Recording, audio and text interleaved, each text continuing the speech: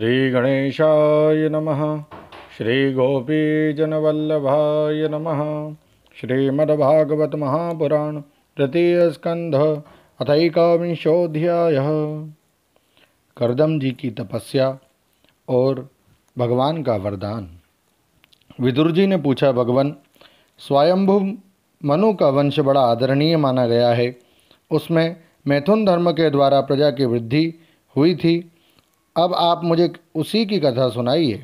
ब्राह्मण, आपने कहा था कि स्वयंभू मनु के पुत्र प्रियव्रत और उत्तानपाद ने सातों द्वीपों वाली पृथ्वी का धर्मपूर्वक पालन किया था तथा उनकी पुत्री जो देवहूति नाम से विख्यात थी, करदम प्रजापति को व्याई गई थी।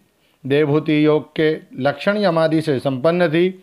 उससे महायोगी करदम जी ने कितनी संतानें उत्पन्न की, वह सब प्रसंग आप मुझे सुनाइए। मुझे उसके सुनने की बड़ी इच्छा है। इसी प्रकार भगवान रुचि और ब्रह्मा जी के पुत्र दक्ष प्रजापति ने भी मनु जी की कन्याओं का पाणी ग्रहण करके उनसे किस प्रकार क्या क्या संतान उत्पन्न की, यह सब चरित भी मुझे सुनाइए। श्री मैत्रेय जी ने कहा, विदुर जी, जब ब्रह्मा जी ने भगवान करदम को आज्ञा दी कि तुम संतान की उत्पत्ति करो, तो उन्होंने 10,000 वर्षों तक सरस्वती नदी के तीर पर तपस्या की। वे एकाग्र चित्त से प्रेम पूर्वक पूजनोपचार द्वारा शरणागत वरदायक श्रीहरि की आराधना करने लगे। तब सत्ययुग के आरंभ में कमल नयन भगवान श्रीहरि ने उनकी तपस्या से प्रसन्न होकर उन्हें अपने शब्द ब्रह्म में स्वरूप से मूर्तिमान होकर दर्शन दिए। भगवान की वह भव्य मूर्ति सूर्य के समान तेजोमयी थी। वे गले में श्वेत कमल और कुमुद के फूलों की माला धारण किए हुए थे। मुख कमल नीली और चिकनी अलकावली से सुशोभित थी। वे निर्मल वस्त्र धारण किए हुए थे। सिर पर झिलमिलाता हुआ सुवर्णमय मुकुट, कानों में जगमगाते हुए कुंडल और कर कमलों में शंख चक्र गदा आदि आयुध विराजमान थे। उनके एक हाथ में क्रीड़ा के लिए श्वेत कमल सुशोभित था। प्रभु की मधुर मुस्कान भरी चितवन चित्त को चुराए लेती थी। उनके चरण कमल गरुड़ जी के कंधों पर विराजमान थे तथा वक्षस्थल में श्री लक्ष्मी जी और कंठ में कौस्तुभ मणि सुशोभित थी। प्रभु की इस आकाश स्थित मनोहर मूर्ति का दर्शन करके करदम जी को बड़ा हर्ष हुआ, मानो उनकी सभी कामनाएं पूर्ण हो गई। उन्होंने सानंद हृदय से पृथ्वी पर सिर टेककर भगवान को साष्टांग प्रणाम किया और फिर प्रेम प्रवण चित्त से हाथ जोड़कर सुमधुर वाणी से भी वे उनकी स्तुति करने लगे। करदम जी ने कहा, स्तुति करने योग्य परमेश्वर, आप संपूर्ण सत्वगुण के आधार हैं। योगी जन उत्तरोत्तर शुभ योनियों में जन्म लेकर अंत में योगस्थ होने पर आपके दर्शनों की इच्छा करते हैं। आज आपका वही दर्शन पाकर हमें नेत्रों का फल मिल गया। आपके चरण कमल भवसागर से पार जाने के लिए जहाज हैं। जिनकी बुद्धि आपकी माया से मारी गई है, वे ही उन तुच्छ क्षणिक विषय सुखों के लिए जो नरक में भी मिल सकते हैं, उन चरणों का आश्रय लेते हैं। किंतु स्वामिन, आप तो उन्हें वे विषय भोग भी दे देते हैं। प्रभो, आप कल्पवृक्ष हैं। आपके चरण समस्त मनोरथों को पूर्ण करने वाले हैं। मेरा हृदय काम कलुषित है। मैं भी अपने अनुरूप स्वभाव वाली और गृहस्थ धर्म के पालन में सहायक शीलवती कन्या से विवाह करने के लिए आपके चरण कमलों की शरण में आया हूँ। सर्वेश्वर, आप संपूर्ण लोकों के अधिपति हैं।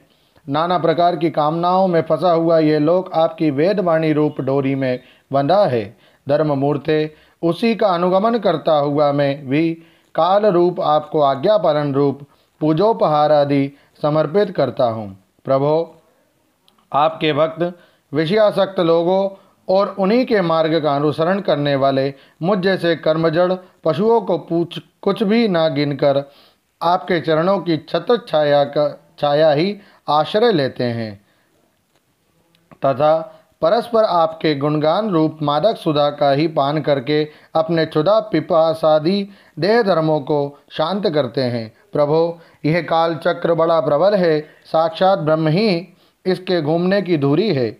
अधिक मास सहित 13 महीने अरे है। 360 दिन जोड़ है। 6 ऋतुएं नेमी हाल हैं। अनंत क्षण पर आदि इसमें पत्राकार धाराएं हैं तथा 3 चातुर्मास्य इसके आधारभूत नाभि है। यह अत्यंत वेगवान संवत्सर रूप काल चक्र चराचर जगत की आयु का छेदन करता हुआ घूमता रहता है, किंतु आपके भक्तों की आयु का ह्रास नहीं कर सकता।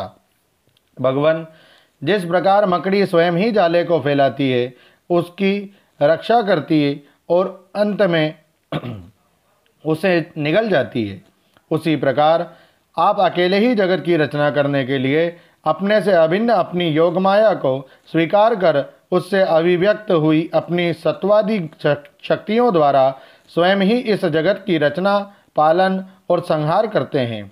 प्रभो, इस समय आपने हमें अपनी तुलसी माला मंडित माया से परिच्छिन्न सी दिखाई देने वाली सगुण मूर्ति से दर्शन दिया है। आप हम भक्तों को जो शब्दादि विषय सुख प्रदान करते हैं, वे मायिक होने के कारण यद्यपि आपको पसंद नहीं है, तथापि परिणाम में हमारा शुभ करने के लिए वे हमें प्राप्त हो। नाथ, आप स्वरूप से निष्क्रिय होने पर भी माया के द्वारा सारे संसार का व्यवहार चलाने वाले हैं तथा थोड़ी सी उपासना करने वाले पर भी समस्त अभिलषित वस्तुओं की वर्षा करते रहते हैं। आपके चरण कमल वंदनीय हैं, मैं आपको बार बार नमस्कार करता हूँ। मैत्रेय जी कहते हैं, भगवान की भौहें प्रणय मुस्कान भरी चितवन से चंचल हो रही थी। वे गरुड़ जी के कंधे पर विराजमान थे। जब कर्दम जी ने इस प्रकार निष्कपट भाव से उनकी स्तुति की, तब वे उनसे अमृतमयी वाणी से कहने लगे।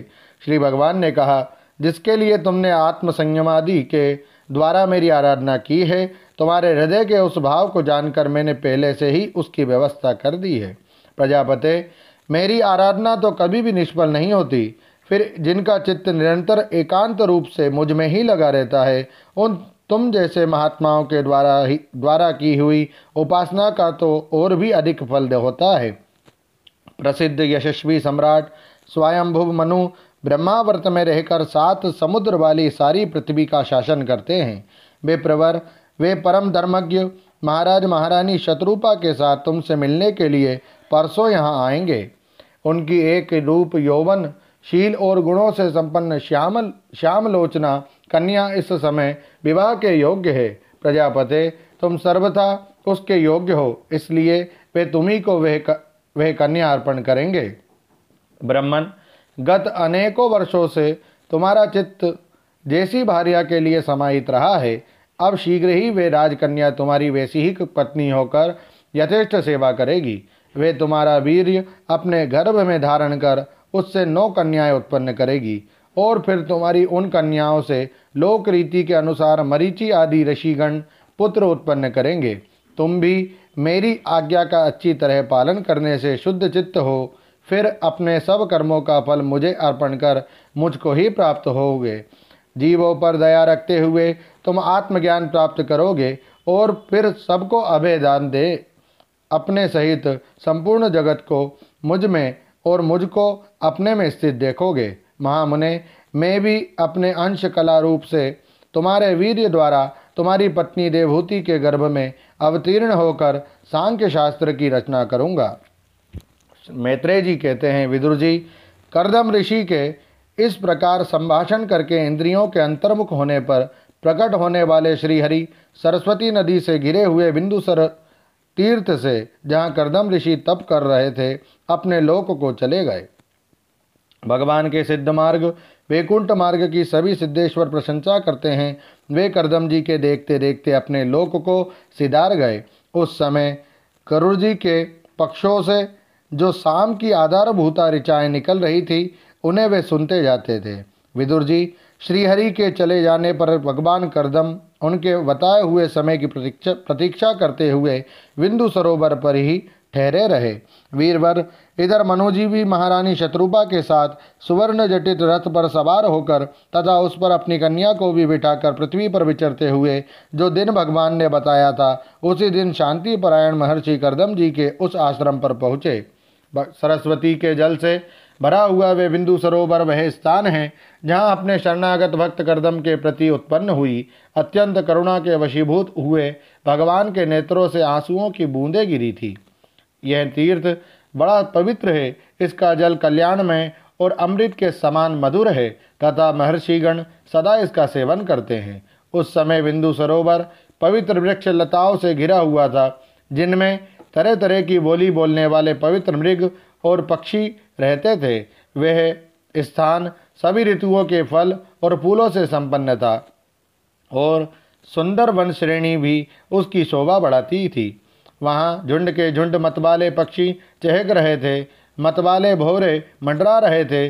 उन्मत्त मयूर अपने पिच्छ फैलाकर नट की भांति नृत्य कर रहे थे और मतवाले कोकिल कुहू कुहू करके मानो एक दूसरे को बुला रहे थे। वह आश्रम करम्ब, चंपक, अशोक, करंज, वकुल, असन, कुंद, मंदार, कुटज और नए नए आम के वृक्षों से अलंकृत था। वहाँ जलकाग, बत्तख आदि जल पर तैरने वाले पक्षी, हंस, कुरर, जलमुर्ग, सारस, चकवा और चकोर मधुर स्वर से कलरव कर रहे थे। हरिण, सुअर, सियाई, नीलगाय, हाथी, लंगूर, सिंह, बानर, नेवले और कस्तूरी मृग आदि पशुओं से भी वह आश्रम घिरा हुआ था। आदिराज महाराज मनु ने उस उत्तम तीर्थ में कन्या के सहित पहुंचकर देखा कि मुनिवर कर्दम अग्निहोत्र से निवृत्त होकर बैठे हुए हैं। बहुत दिनों तक उग्र तपस्या करने के कारण वे शरीर से बड़े तेजस्वी दिख पड़ते थे तथा भगवान के स्नेहपूर्ण चितवन के दर्शन और उनके उच्चारण किए हुए कर्णामृत रूप सुमधुर वचनों को सुनने से इतने दिनों तक तपस्या करने पर भी वे विशेष दुर्बल नहीं जान पड़ते थे। उनका शरीर लंबा था, नेत्र कमल दल के समान विशाल और मनोहर थे, सिर पर जटाएं सुशोभित थी और कमर में चीर वस्त्र थे। वे निकट से देखने पर बिना सान पर चढ़ी हुई महामूल्य मणि के समान मलिन जान पड़ते थे। महाराज स्वयंभु मनु को अपनी कुटी में आकर प्रणाम करते देख उन्होंने उन्हें आशीर्वाद से प्रसन्न किया और यथोचित आतिथ्य की रीति से उनका स्वागत सत्कार किया। जब मनु जी उनकी पूजा ग्रहण कर स्वस्थ चित्त से आसन पर बैठ गए, तब मुनिवर कर्दम ने भगवान की आज्ञा का स्मरण कर उन्हें मधुर वाणी से प्रसन्न करते हुए इस प्रकार कहा। देव, आप भगवान विष्णु की पालन शक्ति रूप हैं, इसलिए आपका घूमना फिरना निस्संदेह सज्जनों की रक्षा और दुष्टों के संहार के लिए ही होता है। आप साक्षात विशुद्ध विष्णु स्वरूप हैं तथा भिन्न भिन्न कार्यों के लिए सूर्य, चंद्र, अग्नि, इंद्र, वायु, यम, धर्म और वरुण आदि रूप धारण करते हैं। आपको नमस्कार है। आप मणियों से जड़े हुए जयदायक रथ पर सवार हो अपने प्रचंड धनुष की टंकार करते हुए उस रथ की घरघराहट से ही पापियों को भयभीत कर देते हैं और अपनी सेना के चरणों से रौंदे हुए भूमंडल को कपाते अपनी उस विशाल सेना को साथ लेकर पृथ्वी पर सूर्य के समान विचरते हैं। यदि आप ऐसा ना करें तो चोर डाकू भगवान की बनाई हुई वर्णाश्रम धर्म की मर्यादा को तत्काल नष्ट कर दे तथा विषय लोलुप निरंकुश मानवों द्वारा सर्वत्र अधर्म फैल जाए आदि।